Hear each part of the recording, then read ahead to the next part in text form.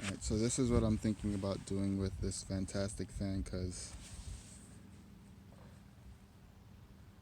I really don't want to take this thing off and drill new holes and yeah, go through all that. So I am going to mount it on top of the existing port. This is an older RV, so I guess the port sizes weren't, I don't know, they were smaller back then when this RV was made.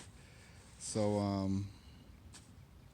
I'm gonna put some 2x4s here, drill these holes into the 2x4s, so screw into those 2x4s, and then screw the 2x4s into this piece. So I'm gonna go this way and this way, and then lock those in. That's the idea, at least for now. Maybe I'll put the 2x4s down first, put the 2x4s in there, and then just drill into the 2x4s going around. It's going to be high enough so that no water goes in. I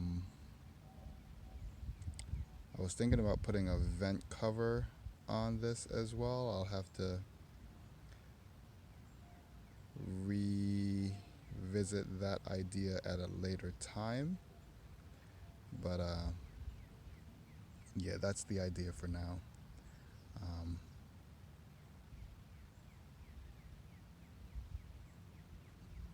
Hopefully going down the highway nothing like pulls on it and pulls it off.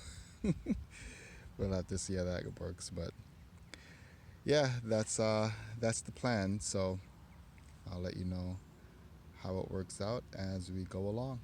Until next time, keep on rethinking. So you can see I don't know how much clearance I have around here, but I'm thinking 2 inches should be good. Thinking 2 inches should be good. And as far as height,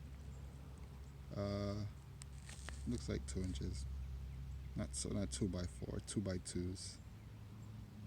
2 inches by 2 inches. Yeah, that would get me out here. 2 inches by 2 inches is what I think I need. And as far as like length and stuff, I don't know.